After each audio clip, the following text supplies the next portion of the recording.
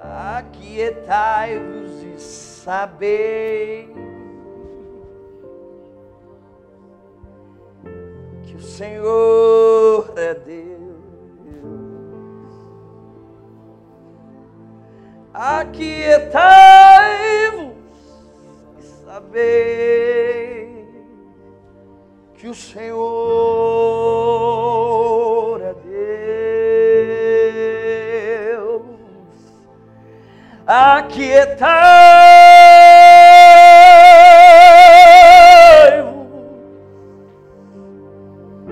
e sabei que eu sou Deus. Curo as feridas, saro o doente, exalto que se humilha, mas abato o soberbo.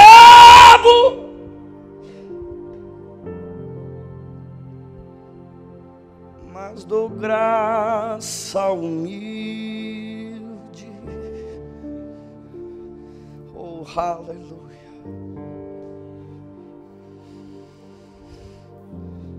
Irmãos, eu sei que para algumas pessoas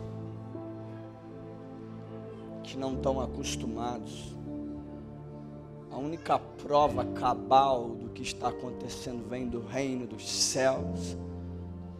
É porque o teu Espírito testifica com esse Santo Espírito que está se movendo aqui. Eu não gosto de brincar com coisas sérias, irmãos. Eu não sou entretenimento, nem ator. Não estou aqui interpretando num teatro. Nem estou dizendo que o seu pastor é um ator, nem muito menos os auxiliares.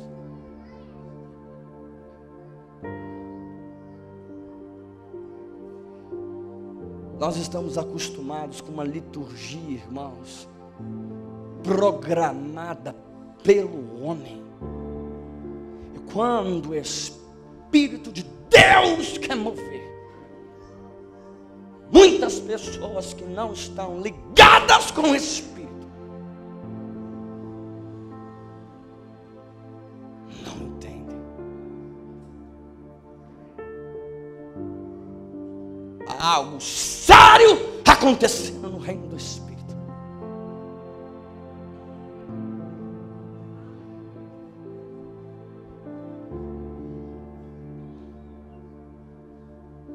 E quando a gente se precipita, nós perdemos o fluir do Espírito.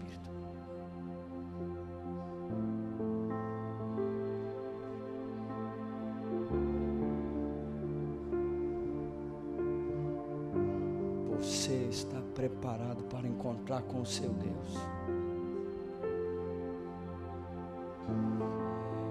Irmãos, eu não conto o conto da carochinha. Você está preparado para encontrar com o seu Deus?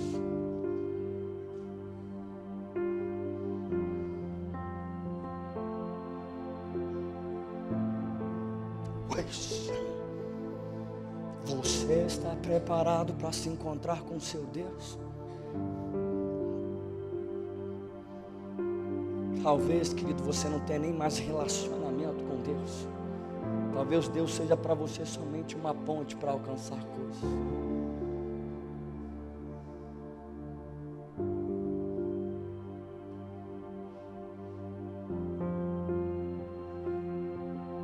Esse ambiente, irmãos, é difícil até de você falar, porque você pode te falar uma coisa e quebrar todo isso que está sendo construído aqui.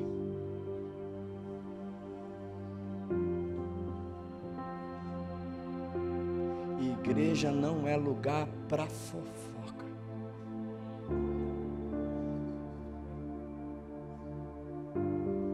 Igreja não é lugar para contenda, irmãos. 6 coisas Deus odeia,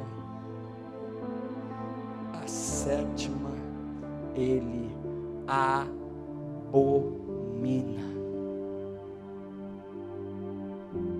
Aquele que semeia mentiras e contendas entre os irmãos.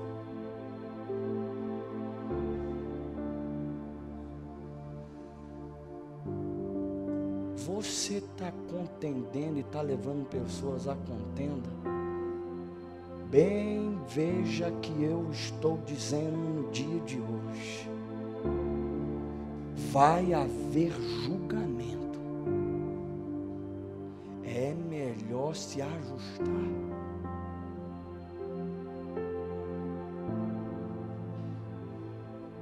Não estou conversando com conversa fiada. É melhor você entender que se você está gerando problema no corpo de Cristo, vai haver juízo.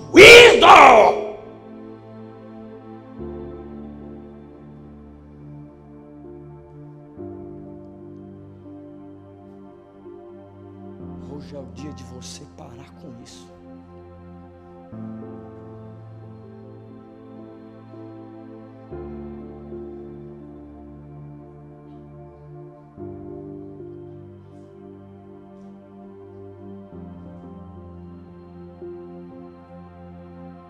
Irmãos, Deus não se deixa escarnecer. Aquilo que o homem semear, isto também ele ceifará.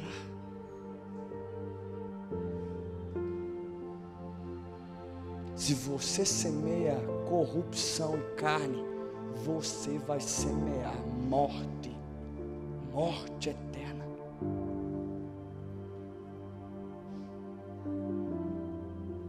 Tem coisas na sua vida que estão travadas porque você está fazendo aquilo que não devia estar fazendo.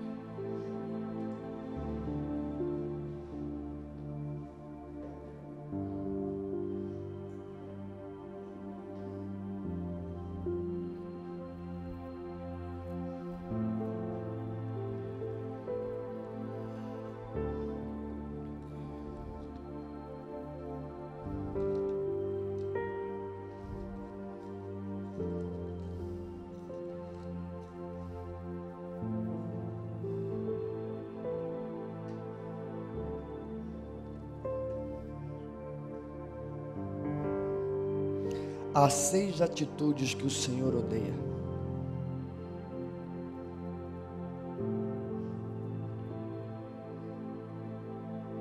Há 6 atitudes que o Senhor odeia.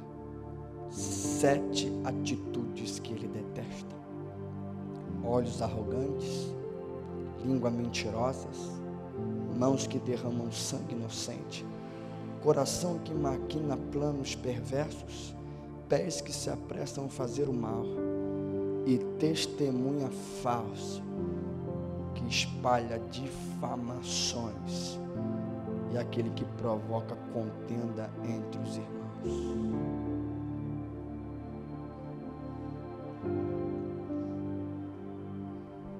Gálatas no capítulo 5.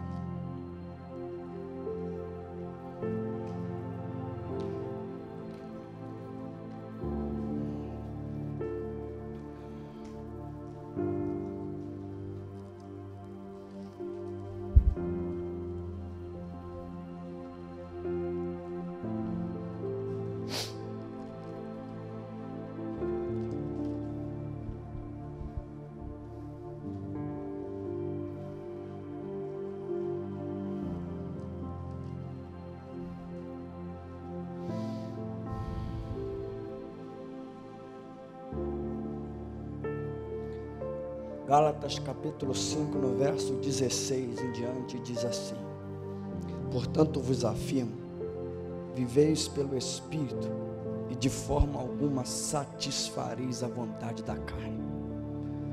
Porquanto a carne luta contra o Espírito, e o Espírito contra a carne, e eles se opõem um ao outro, de modo que não conseguis fazer o que queres. Contudo, se sois guiados pelo Espírito, já não estáis subjugados pela lei. Ora, as obras da carne são manifestas: imoralidade sexual, impureza, libertinagem, idolatria, feitiçarias, ódio, discórdia, ciúmes, ira, egoísmo, dissensões, facções, inveja, embriaguez, orgias, tudo quanto se parece com essa perversidades, contra as quais vos advirto, como já vos preveni antes, os que praticam ou os que praticam tais coisas não herdarão o reino de Deus. Mateus capítulo 7.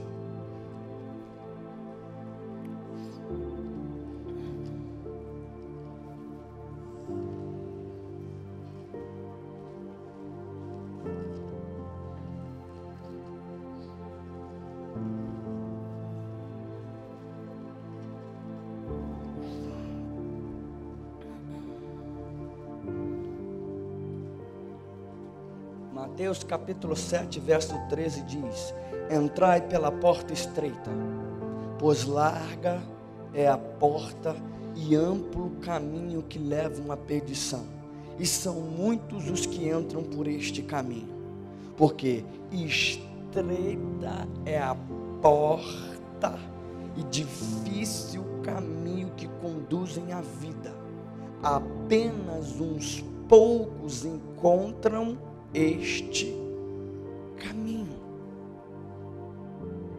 No verso 15 ele diz: acautelai-vos quanto aos falsos profetas, eles se aproximam de vós disfarçados de ovelhas, mas no seu íntimo são como lobo devoradores, pelos seus frutos o conhecereis. É possível alguém colher uvas do espinheiro e figos de ervas daninhas? Assim sendo, toda árvore boa produz bons frutos, mas a árvore ruim, frutos ruins. A árvore boa não pode dar frutos ruins, nem a árvore ruim produzir bons frutos. Toda árvore que não produz bons frutos é cortada e atirada ao fogo. Portanto, pelos seus frutos o conhecereis. Nem todo aquele que me diz a mim, Senhor, Senhor, entrará no reino dos céus, mas somente os que fazem a vontade do meu Pai que está nos céus. Muitos me dirão naquele dia: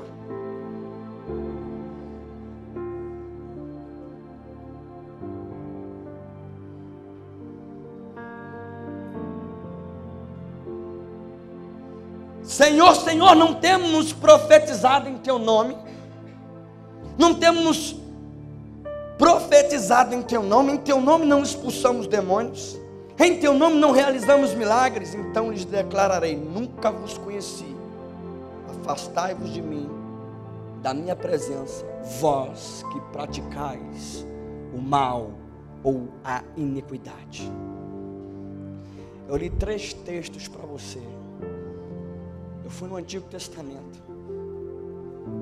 6 coisas Deus odeia, 7 Ele abomina. Aquele que propaga divisão, discórdia, o promotor, indivíduo que faz com que as pessoas corroam-se mutuamente pela maledicência. 6 ele odeia, 7 ele abomina.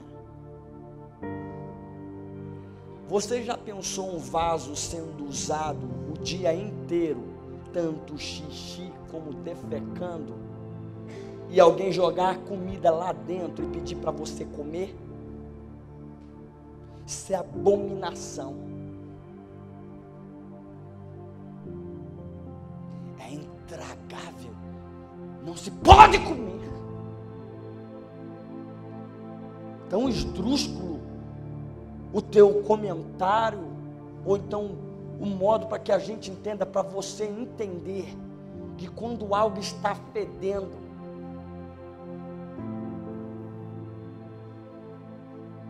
provavelmente o que você comeu, você bota para fora. Já teve essa sensação?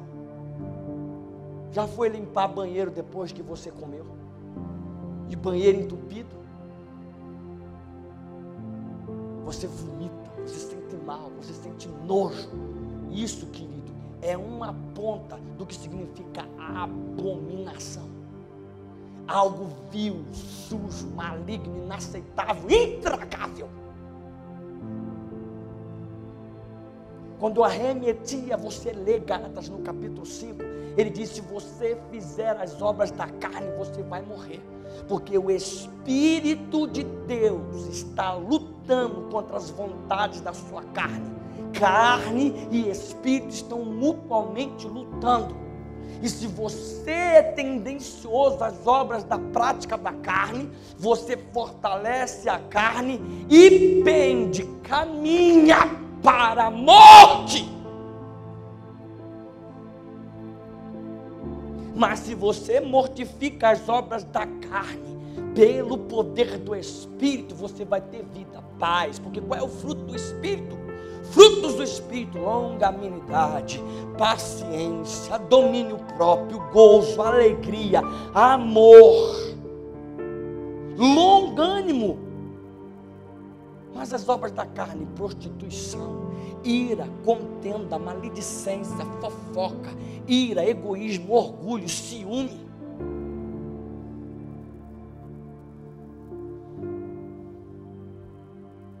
Quando Jesus está terminando o seu sermão do monte, ele está concluindo o seu sermão no capítulo 7, e ele, como um bom mestre, está resumindo tudo nesse conteúdo de praticidade.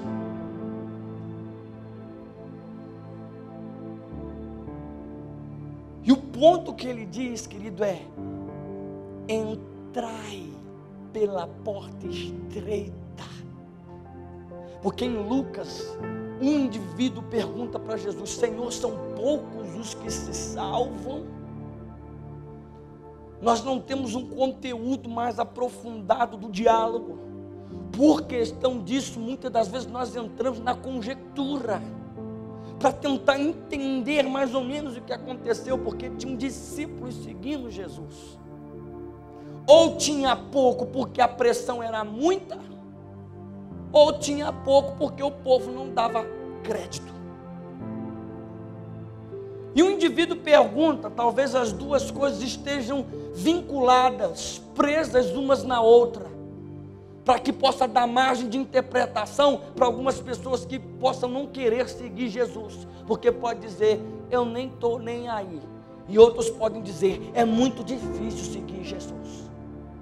E ele responde para a pessoa que faz essa pergunta: se esforce, agonizomai, esforçai-vos por entrar pela porta estreita, porque eu vos digo que muitos vão desejar entrar e não vão poder, porque o caminho, a porta larga e o caminho largo levam à perdição, mas o caminho estreito, a porta estreita leva para o céu. E em seguida ele diz: acautelai-vos dos falsos profetas, que vêm até vós vestidos de ovelha, mas por dentro são lobos devoradores. E ele diz: pelos seus frutos os conhecereis, porque você não pode tirar uva do espinheiro e nem figo ou abrolho de abrolho.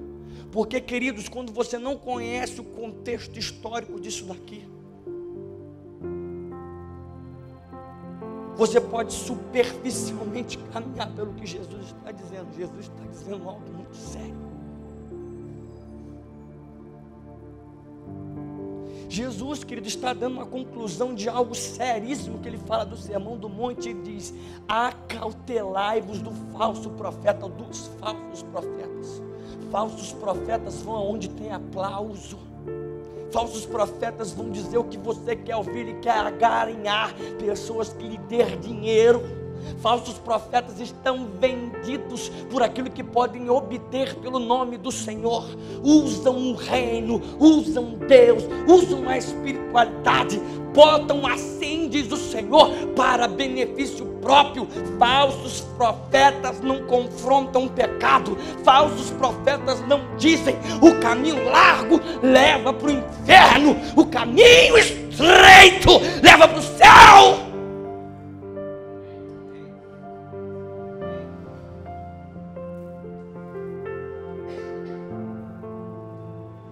Falso profeta vai para a porta larga e diz: tudo tranquilo, a graça abundante. O verdadeiro vai e diz: não transformai a graça de Deus em libertinagem.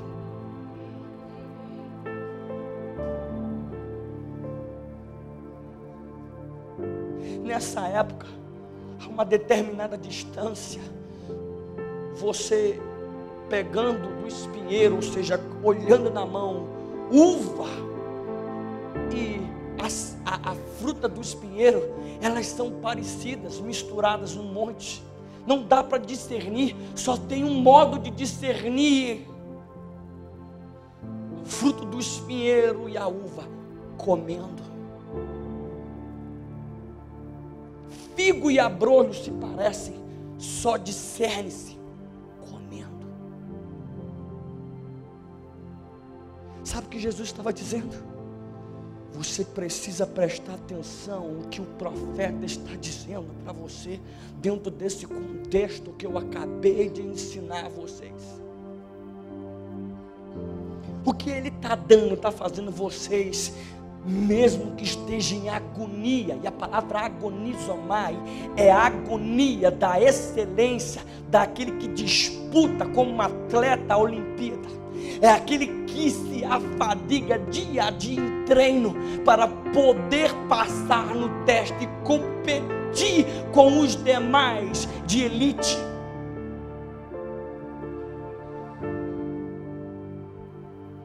Talvez você diga: isso não é graça. Isso aí, Jesus está falando algo antes da cruz. Sabe o que Jesus disse quando ressuscitou? Ide por todo mundo e pregai o evangelho a toda criatura, ensinando-os a guardar tudo o que eu vos ensinei.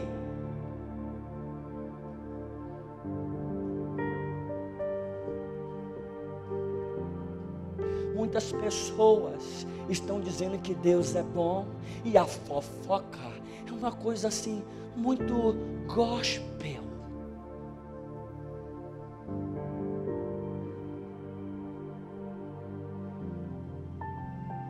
É só um comentário, é somente um dizer. E eu estou sendo bem sarcástico. Característica dos profetas do Antigo Testamento. Porque você pode se englobar no contexto de dizer: nós estamos no tempo da graça. Graça é um favor imerecido. Em Tito, no capítulo 2, no verso 10, diz: dos céus se manifestou a graça de Deus. E esta graça nos ensina a abandonarmos as paixões mundanas.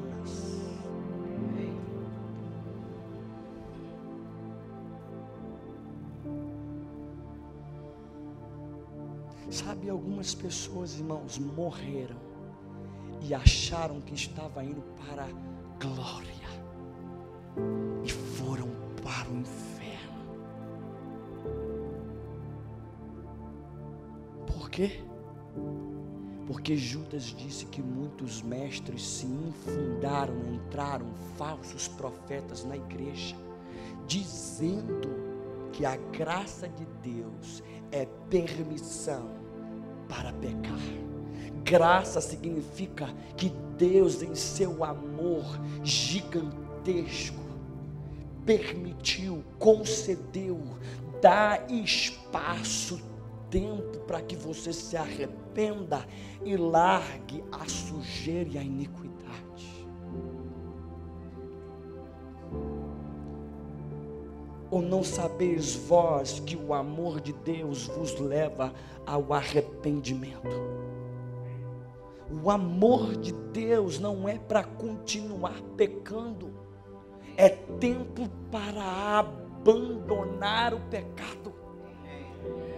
O amor de Deus te concede a graça do abandono do erro, o espaço concedido, o amor que possibilita pela pessoa do Espírito você confessar seu erro e abandoná-lo.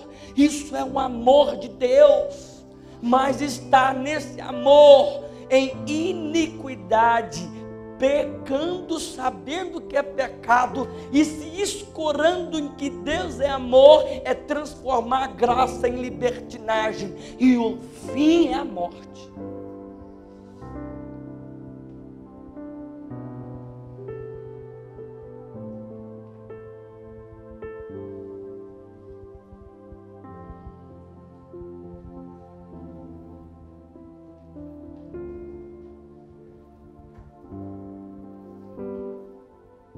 Quando você pega o amor de Deus e entra nessa atmosfera, e as pessoas te ensinam, te alimentam, graça e paz, bem-vindos, we welcome.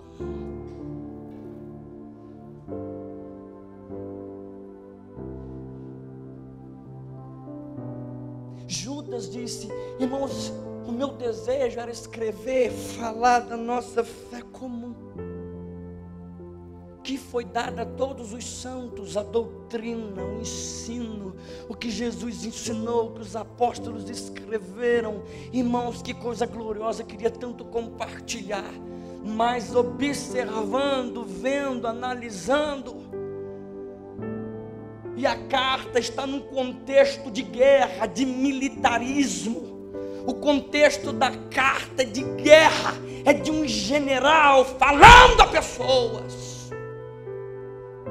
alertando a indivíduos que estão no púlpito, falando de uma graça que possibilita você viver em seu pecado e achando que no final haverá vida eterna, e isto é um terrível engano.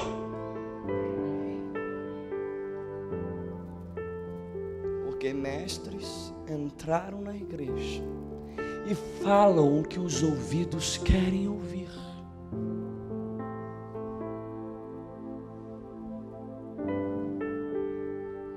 Quando Jesus diz: acautelai-vos dos falsos profetas, pelo seu fruto você vai conhecer. Você precisa saber que alimento que Ele está te dando, a comida que Ele está te dando, está te fazendo ir pelo caminho apertado. Quando Ele diz fofoqueiro, maledicente, você, se continuar nessa prática, vai para o inferno.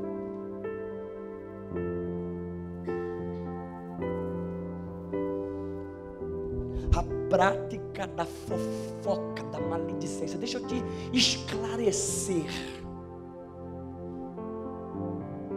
Quando alguém que não está presente, e você começa a falar desse indivíduo sem ter conhecimento de causa, sem ter conhecimento geral do que está acontecendo.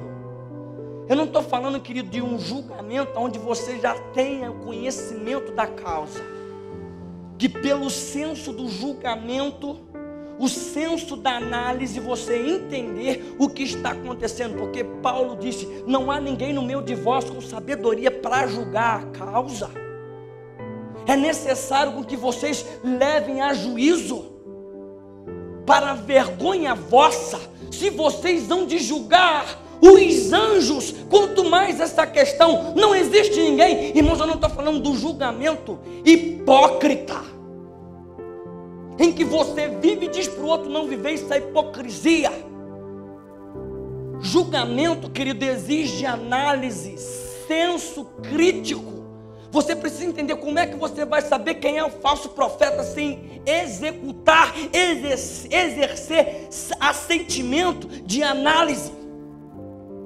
O que eu estou falando, querido, é quando você não sabe, você não tem conhecimento de causa, isso não foi apresentado a você, a pessoa não está presente, ela não pode se defender, você não tem ambas as partes juntas e você começa a denegrir, falar mal de algo que você não sabe, você se torna um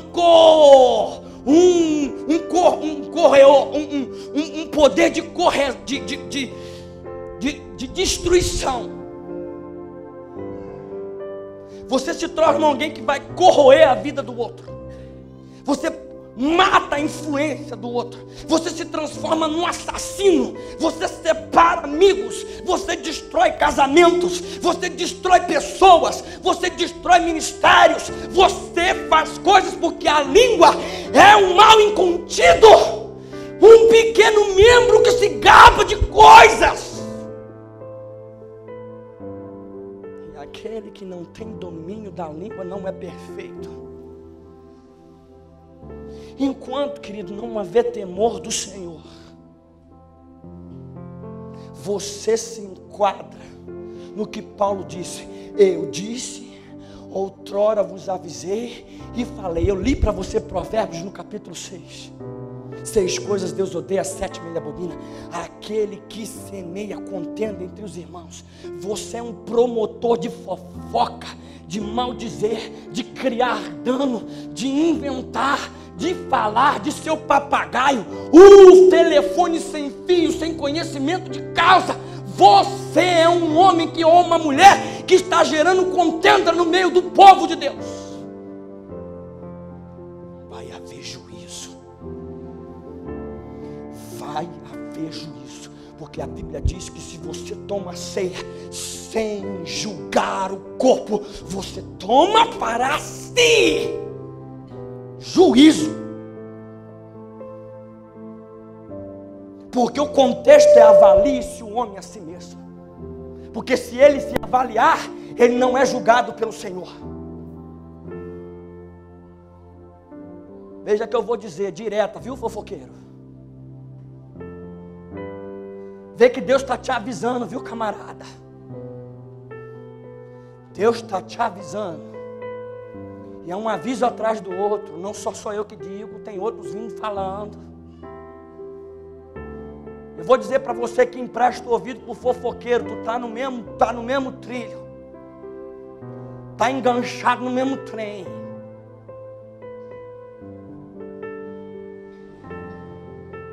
Irmãos, eu não falo isso para ser mal educado ou para ganhar nome, renome. Ele é um homem que fala.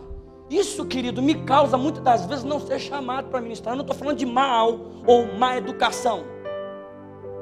Ser mal educado. Eu não estou aqui para ser mal educado. Mal educado não tem que subir aqui em cima para ministrar a palavra. Mal educado não tem que falar com a igreja.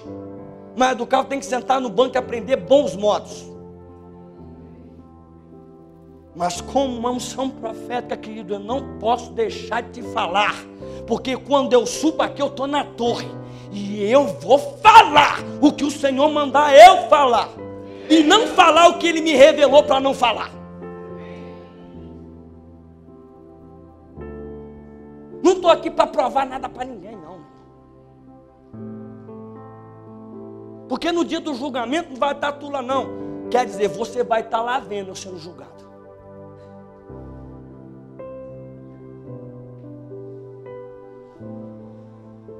Sabe, irmãos, as pessoas colocaram a maledicência, a fofoca, no âmbito de eu quero conversar, eu quero desabafar. Eu procedi desta forma muitas das vezes. Eu estava chateado com o meu pastor, não tinha a coragem de falar com ele o que estava errado entre mim e ele. Se ele tivesse errado, ele ia se ajeitar e eu ia me ajeitar. Mas eu ia falar da minha frustração com o outro. Eu ia contar as minhas mágoas para o outro. Eu ia falar mal do meu pastor para o outro. Ele é incompreensível, ele é grosso, ele está descontextualizado, ele não tem conhecimento, ele não tem habilidade, está fora do propósito. Deixa eu lhe dizer uma coisa que eu estava dizendo para o pastor. Irmãos, você precisa entender duas coisas. Existem dois tipos de autoridade: a autoridade delegada e a autoridade compartilhada. A autoridade delegada é a que Deus permitiu, concedeu para que haja ordem neste mundo. Quando eu falo de polícia, quando eu falo de exército, quando eu falo de agentes de trânsito, quando eu falo de pessoas que estão imbuídos de autoridade para que haja ajuste, para que haja harmonia. E mesmo assim a coisa já é ruim. Mas quando você vê um policial, se você estiver errado, a primeira coisa que você faz é se sentir coagido, é sentir oprimido, ou eu não posso agir desta forma porque existe uma autoridade. Você não entra num lugar onde vai haver julgamento de bermuda, comendo chiclete, com a mão no bolso dizendo qual é. Até o que fala cheio de gíria, quando entra num lugar, meu querido, de seriedade, ele começa a falar direito. Por quê? Essa autoridade delegada, essa exousia que foi concedida por Deus para que haja equilíbrio, é uma autoridade que Deus delegou. Se o cara faz errado, ele vai ter que dar conta diante de Deus, por ser uma autoridade que se tornou ilegítima, porque ele está usando a autoridade para o engano, para a mentira, para roubo. Ai dele, é a palavra que eu posso dizer. E existe a outra autoridade, querido, que é a autoridade compartilhada. A autoridade compartilhada, para que todos saibam. Lembra de Moisés? Quem lembra de Moisés? Deixa eu diminuir um pouquinho, que vocês estão apertados. Eu dei um aperto no torno. Deixa eu soltar um pouquinho. Quem lembra de Moisés? O pastor Mo. Queridos, ele era uma autoridade delegada. Ele era filho. Mas ele era adotivo. Você não tem ideia do que era adoção nesta época. Ele era filho de Faraó. Sabe o que significa ser filho de Faraó? A maior nação, a potência mundial era ali. Desde os 3 anos de idade, quando desmama, aprende todo o conhecimento do Egito. Instrução. Até hoje nenhum engenheiro consegue entender como é que eles fizeram a pirâmide. Porque a questão é espiritual.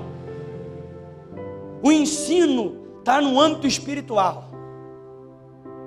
Ele aprendeu tudo, engenharia, tudo que você imaginar, porque ele podia ser um próximo faraó.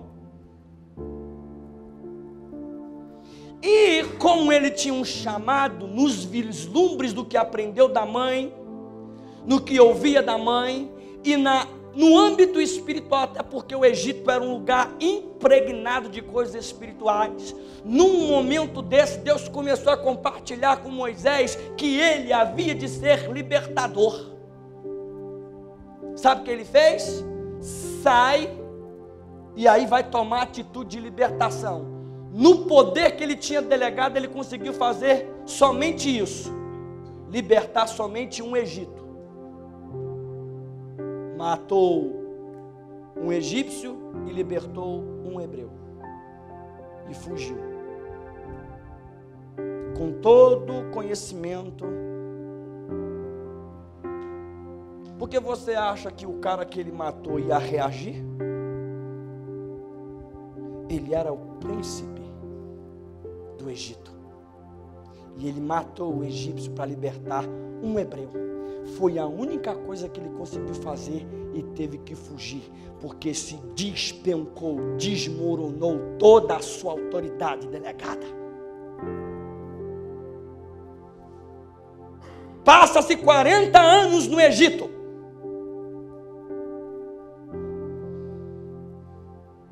Sendo limpo de tudo que aprendeu. Ao ponto de não saber falar direito. Perder a eloquência, a capacidade de comunicação. Aí Deus aparece para ele. Num contexto onde um príncipe do Egito, depois de 40 anos, é um pastor de ovelhas. E Deus aparece em Moisés e diz: vá libertar meu povo.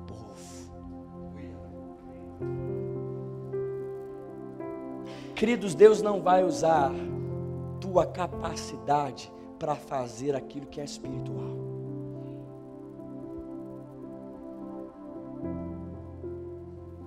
Deus não vai pegar você com o maior conteúdo que você tem intelectual para poder pregar a igreja, porque igreja, povo de Deus, se trabalha com coisas espirituais, e se não tem ferramentas espirituais, não vale de nada.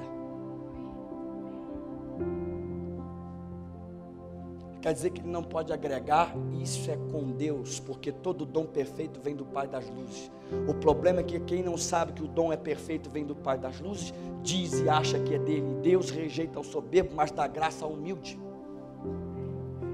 E às vezes porque você está tão soberbo, porque sabe tanto, mesmo que Deus te deu, Ele tem que fazer você ir descer no pó, e entender que quem deu foi Ele, quem faz é Ele, e que na sua força você não pode fazer nada. Lá vai o indivíduo Moisés, cheio de arma espiritual. Deus dizendo coisas para esse homem, para libertar o povo. Ele não quis ir. No primeiro, quando teve a visão, já foi logo matar um para libertar. Agora não queria ir. Deus começou a dar poder para ele, joga o cajado, Moisés. Moisés não queria nem pegar na cobra, ficou apavorado. Moisés não pega na cabeça, pega pela cauda. Bota a mão no peito, quando tira a mão do peito tem lepra, bota de volta. Se o povo não crê nesse primeiro sinal, nem no segundo sinal, pega isso aqui, joga água, vai virar sangue, mas vai haver sinais. Agora eu estou contigo, Moisés, agora eu estou te levantando, eu estou te dando autoridade, eu estou compartilhando com você a minha autoridade, Moisés. Eu estou te levantando como um libertador, você é um tipo de Cristo, mas adiante eu vou levantar outro como você, e é aqueles que não o ouvirem, é aqui, querido, que surge a palavra segunda vez, Nabi. Nabi, amigo de Deus, profeta. E esse homem vai lutando, não queria falar, Deus levantou o Arão, e ele e Arão. Ele e Arão vai se apresentar. Irmão, você já imaginou a situação de Moisés indo se apresentar diante de Faraó? No capítulo 7 ele está tão amedrontado com essa coisa que Deus disse: olha aqui, Moisés, eu estou compartilhando a minha autoridade com você. Quando você chegar diante de Faraó, vai ser Deus, vai ser como Deus falando a Faraó. Vou revesti-lo de tal modo, de tal força e grandeza, que ele vai se tremer e entender que eu falo através dos meus profetas. Você acha mesmo que não fosse o poder de Deus, Moisés saia de lá vivo? Um homem que mexia com magia, que tinha seus sacerdotes satânicos. O ambiente, querido, na batalha que ia acontecer, era no âmbito espiritual. E Deus compartilhou a sua autoridade com Moisés. E Moisés vai como um representante. Eu dei essa volta toda para te dizer isso, querido. Quando a irmã se levantou contra Moisés, não era um Moisés do Egito, o príncipe do Egito. Era um homem debaixo de uma obediência, submisso à vontade de Deus. E ele estava cumprindo um propósito. Só fala Deus com Moisés? Só fala Deus com Moisés? Deus só fala com Moisés, Deus também fala com a gente. Meu irmão, isso foi um problema, porque Deus ouviu e veio resolver. Deus pessoalmente veio resolver a parada. Olha aqui, quando eu tenho que falar com algum de vocês, qualquer outro tipo de profeta, ministério profético, eu falo em sonhos. Mas com Moisés eu falo cara a cara. Vocês não tiveram temor de falar daquele a quem eu ungi, aquele a quem eu separei para cumprir um propósito. Agora a lepra vai pegar em você. Moisés ainda intercedeu, viu? Ela ficou leprosa.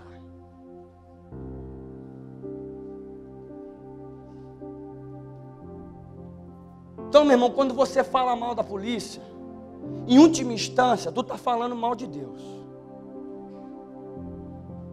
Eu não estou dizendo que se o cara está errado, não há direito de julgamento, de saber que o procedimento dele é ilegítimo. Mas você não pode botar a culpa em Deus, você tem que botar a culpa no cara que está fazendo a coisa errada. Mas quando o âmbito é espiritual, e aqui eu entro no âmbito pastoral, tu é doido. Irmãos, eu sei que tem pessoas que não têm conhecimento, eu estou hoje trazendo esclarecimento, para que você não seja mais ignorante, e Deus não vai tratar você como ignorante mais, porque agora eu estou te alertando, quando você se levanta contra uma autoridade que Deus constituiu na igreja, e Deus tem compartilhado a autoridade para sarar pessoas, para aconselhar, para salvar casamentos, salvar filhos, salvar famílias, instruir pessoas para o céu, ensinar o que é a palavra, o que é andar em direito, em correção. Irmãos, um pastor é uma ferramenta gloriosa. Por isso que a Bíblia diz, aquele que se afadiga no estudo da palavra, seja digno de duplo honorário, de dupla honra. Se você recebe coisas espirituais, você tem a obrigação de dar coisas naturais. Porque a lei da reciprocidade é que um homem que trabalha com coisas espirituais, ele precisa receber coisas naturais. Abraão, abençoado, volta de uma guerra gloriosa, vence e quer honrar a Deus, e ele dá o dinheiro, o dízimo para Melquisedeque, porque era um representante direto de Deus, e ele honra Melquisedeque, porque Melquisedeque era um homem que trabalhava com coisas espirituais, e ele precisava desfrutar de coisas naturais. O dízimo, querido, sempre foi para que pessoas que trabalham com coisas espirituais fossem abençoadas, para que continuassem trabalhando com coisas espirituais. Quando Deus estabelece o dízimo na lei, para quem que era o dízimo? O dízimo era para os levitas, que não trabalhavam enxada, que não iam semear, que não faziam casa. Irmãos, não trabalhavam com gado, nem com boi, não faziam queijo, não eram carpinteiros, não trabalhavam com ferro, não eram ferreiros. Eram pessoas que trabalhavam na casa de Deus, eles cuidavam do tabernáculo, e o dinheiro era para que eles fossem sustentados, era o salário. Jesus disse, digno de receber o salário é o trabalhador. Porque aquele que vive do evangelho, receba. Irmãos, você não pode dizer que o pastor é vagabundo, querendo fazer com que ele tenha dupla carreira, falando mal dele, liberando palavra de maldição, falando mal contra a sua família, e isso, querido, é um perigo terrível.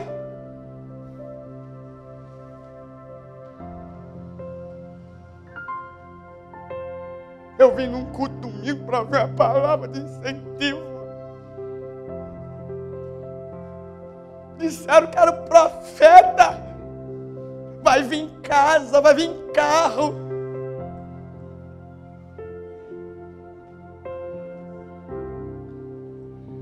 Essa dinâmica não é minha, irmãos.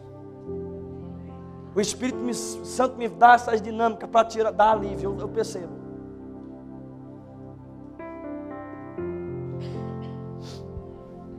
Irmãos, não fala mal do teu pastor em nome de Jesus.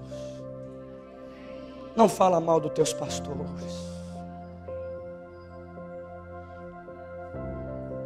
Esses homens trabalham com coisas espirituais. Eles são ordenados, eles são levantados por Deus. Eles compartilham de uma autoridade para beneficiar o corpo de Cristo. Tudo que você puder fazer, irmão, sabe que as pessoas acham que semear é dar dinheiro. Talvez você deu dinheiro com a intenção errada, a fim de comprar influência, O primeiro que fez isso, no mover, no poder, morreu. Ananias e Safira.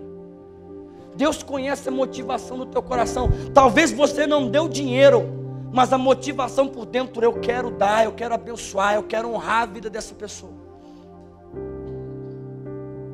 Sabe, irmãos, nós semeamos no Espírito. E muitas das vezes nós achamos que não estamos semeando no Espírito. Você semeia no Espírito. E essa semente que Jesus diz, acautelai-vos, para que a vossa luz não se transforme em trevas.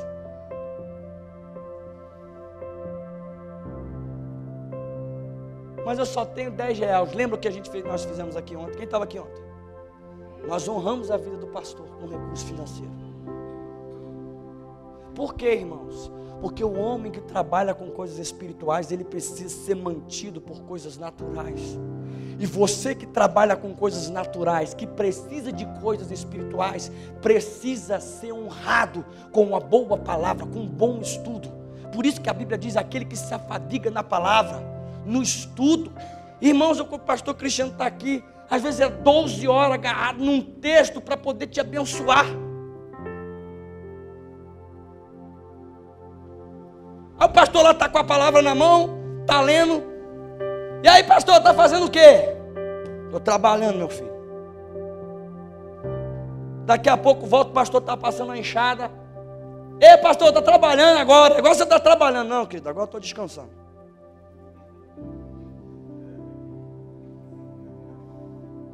Porque nós temos um conceito errado. Um conceito daqueles que vivem nas coisas espirituais. Tem que ter dupla jornada, tem que passar fome, necessidade. Cada vez que você faz isso, irmãos, você está fazendo que o céu clame contra você, em fazer com que o filho do pastor, precisando de dinheiro, de alguma coisa para casa, e você nega de dar o recurso. Você está com um terrível problema. Quando você deixa de abençoar o ministro itinerante, irmãos, você está com problema.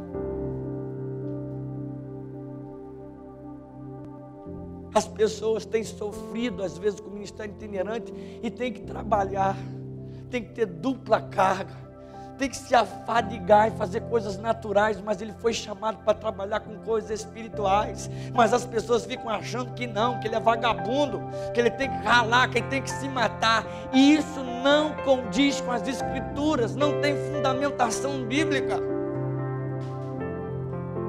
Por que eu estou batendo nessa tecla? Porque, irmãos, quando nós não temos apatia e nós não temos conhecimento da palavra, porque você gostando ou não, tu tem que obedecer às escrituras. Eu tenho 10 sapatos. Esse aqui está bem novinho. Não tem dinheiro não, mas eu vou dar esse aqui para o pastor. Quanto seu calça, pastor?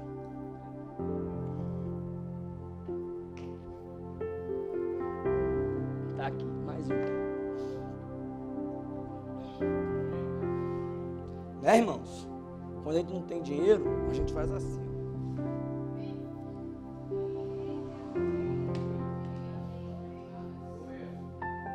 Deixa eu dizer uma coisa para você. Eu estou falando de algo que eu vivo. Pode chamar minha esposa ali. Eu dou guitarra, e não dou guitarra de 100 conto, não. Eu dou guitarra de 2.000. Eu dou equipamento de 2.500 reais.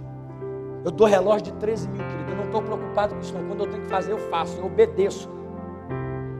Porque eu entendo que um homem espiritual, ele tem que ter recurso financeiro para cuidar da sua família. Isso é uma evidência que você honra a sua liderança, que você honra a Deus.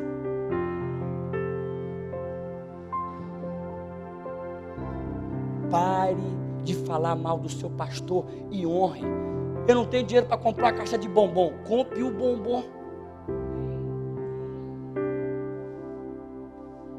Irmãos, eu sei que eu estou te dizendo é pela inspiração do Espírito. Não estou aqui jogando conversa fora, não. Eu estou honrando esse homem, irmão, porque eu sei quem para onde ele vai.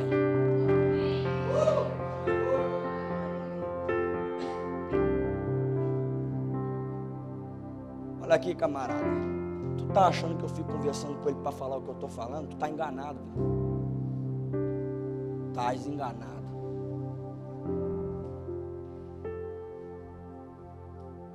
estás muito enganado. Anda comigo que você vai saber que eu não brinco com essas coisas não. Não estou aqui me promovendo não, meu irmão. Eu sei o Deus que eu sirvo, eu não preciso criar meio para ganhar nada de você.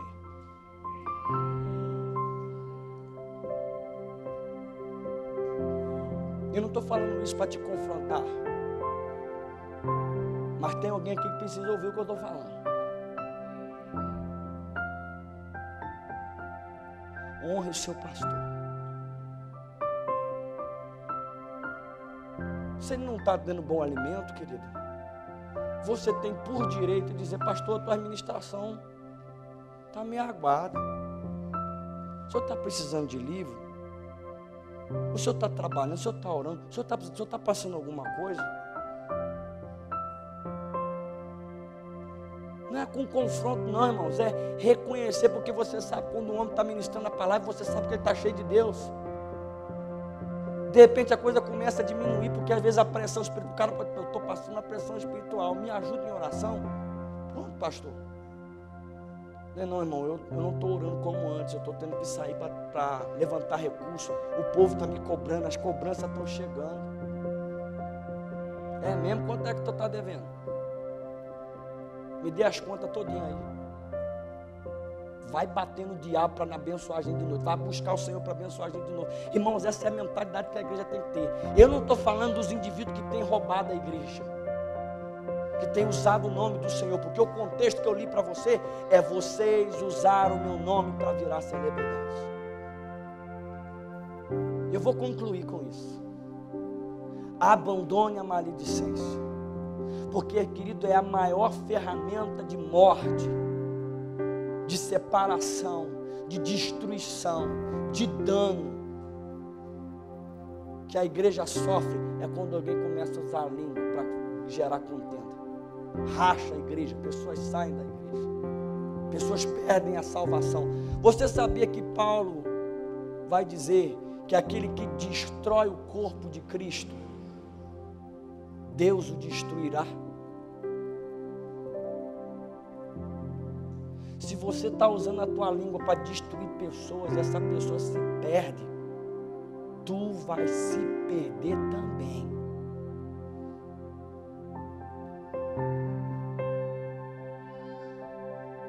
Você usa a língua para destruir o corpo de Cristo, e você pode trazer danação a alguém, porque a pessoa não suportou, porque você foi a ferramenta de destruição. Deus vai destruir você também.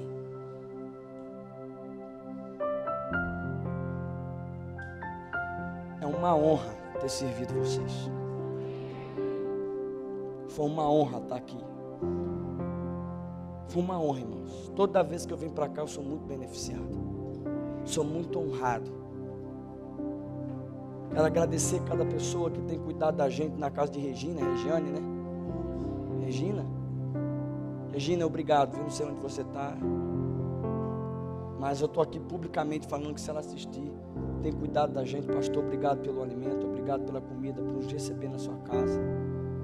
Obrigado, Pedrinho, por levar a gente para almoçar, pagar nosso Uber. Esse cara é fantástico. Irmãos, tudo que eu disse foi para um propósito, para que você seja edificado. Amém?